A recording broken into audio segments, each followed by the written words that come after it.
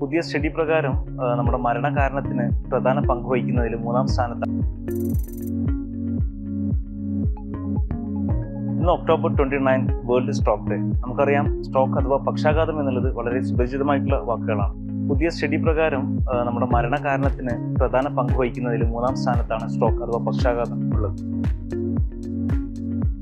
പ്രധാനമായും 2 തരത്തിലാണ് ഈ സ്ട്രോക്ക് ഉണ്ടാകുന്നത്. ഒന്ന് ഇസ്കീമിക്, മറ്റൊന്ന് ഹെമറേജിക് എന്ന് പറയുന്നത്. ഇസ്കീമിക് എന്ന് പറയുന്നത് തലച്ചോറിലേക്കുള്ള രക്തോട്ടത്തിൽ ഉണ്ടാകുന്ന ബ്ലോക്കേജ് ആണ് ഇതിന് കാരണമായിട്ട് മാറുന്നത്. അതാണ് പ്രധാനമായിട്ട് 80% കണ്ടുവരുന്നത്.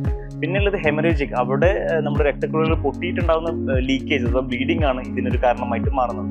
ഈ 2 അവസ്ഥയിലും നമ്മുടെ തലച്ചോറിലെ നാഡീകോശങ്ങൾക്ക് ഉണ്ടാകുന്ന രക്തോട്ട കുറവാണ് ഈ ഒരു അസുഖത്തിന് കാരണമായിട്ട് മാറുന്നത്. അതേപോലെ ഈ ഒരു പക്ഷാഘാതം എന്ന് പറയുമ്പോൾ പലർക്കുള്ള സംശയമാണ് ഇത് എങ്ങനെ വരാതിരിക്കാൻ ശ്രദ്ധിക്കാം എന്നുള്ളത്. റിവേർട്ട് ചെയ്ത് പഴയ നോർമലിലേക്ക് എത്തിക്കാൻ പറ്റുമോ, അല്ലെങ്കിൽ എത്രത്തോളം നമുക്ക് എത്തിക്കാൻ പറ്റും എന്നുള്ളത് പലർക്കുള്ള സംശയമാണ്. ഈ സ്ട്രോക്ക് എന്നുള്ളൊരു അവസ്ഥയിൽ നമുക്കൊരിക്കലും പ്രിമോണിറ്ററി സിംറ്റംസ് ആയിട്ടൊന്നും കാണിക്കുന്നതായിട്ടില്ല. ആ സ്ട്രോക്ക് വന്ന ഉടനെയാണ് പല സിംറ്റംസും രോഗികൾ കാണിച്ചു തുടങ്ങുന്നത്. ലക്ഷണങ്ങൾ എന്ന് പറയുമ്പോൾ പ്രധാനമായിട്ടും പെട്ടെന്നുണ്ടാകുന്ന ഒരു മെമ്മറി ലോസ്, ഓർമ്മശക്തി നഷ്ടപ്പെടുന്നൊരവസ്ഥ, അതുമല്ലെങ്കിൽ പെട്ടെന്ന് കാഴ്ച നഷ്ടപ്പെടുന്നൊരവസ്ഥ, അല്ലെങ്കിൽ ഡബിൾ വിഷൻ 2ആയി കാണുന്നൊരവസ്ഥ, പെട്ടെന്ന് സംസാരിക്കാൻ പറ്റാത്തൊരവസ്ഥ, അല്ലെങ്കിൽ സംസാരത്തിൽ ചെറിയൊരു വേരിയേഷൻ, സ്ലേഡ് സ്പീച്ച് എന്ന് പറയും, ഒരു ബുദ്ധിമുട്ടോടുകൂടി സംസാരിക്കുന്നൊരവസ്ഥ, അത് ക്ലിയറലായിട്ട് സംസാരിക്കുന്നൊരവസ്ഥ, അതുമല്ലെങ്കിൽ പെട്ടെന്ന് മുഖം ഒരു സൈഡിലേക്ക് കൂടിപ്പോകുന്നൊരവസ്ഥ, അല്ലെങ്കിൽ കൈക്കോ കാലിനോ ബലക്ഷയം സംഭവിക്കുക, കയ്യിൽ എന്തെങ്കിലും പിടിക്കുമ്പോൾ അത് അറിയാത്തൊരവസ്ഥ, അല്ലെങ്കിൽ കയ്യിൽ നിന്ന് പെട്ടെന്ന് വിട്ടുപോകുന്നൊരവസ്ഥയൊക്കെയാണ് ഇതിൻ്റെ പ്രധാനമായിട്ടും സിംറ്റംസ് അഥവാ സ്ട്രോക്ക് വന്ന ഉടനെ കാണിക്കുന്ന ലക്ഷണങ്ങൾ.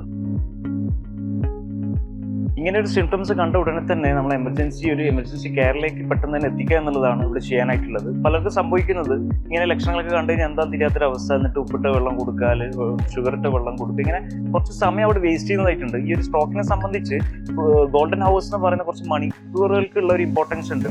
അത് ഫസ്റ്റ് 4 to 6 hours എത്തിക്കുകയാണെങ്കിൽ നല്ല രീതിയിൽ തന്നെ എമർജൻസി കെയർ വഴിയും, അതുപോലെ ഫസ്റ്റ് 24 hours ഉള്ളിലാണെങ്കിൽ പോലും നല്ല രീതിയിൽ അവർക്ക് എമർജൻസി കെയർ കൊടുത്ത് അവരുടെ പല ഡിസബിലിറ്റീസിൽ നിന്നും മാറി അവരെ നമുക്ക് നോർമൽ ഒരു ലൈഫിലേക്ക് കൊണ്ടുവരാൻ വേണ്ടി സഹായിക്കും. അപ്പം ഈ ഒരു അസുഖത്തിന് ഈ മണിക്കൂറുകൾക്ക് വളരെ പ്രാധാന്യമുണ്ട് എന്നുള്ളത് മനസ്സിലാക്കുക. അതുകൊണ്ട് തന്നെ ഇങ്ങനെ സിംറ്റംസ് കണ്ട ഉടനെയുള്ള ഓരോ സെക്കൻഡുകളും വളരെ ഇമ്പോർട്ടൻ്റ് ആണ്.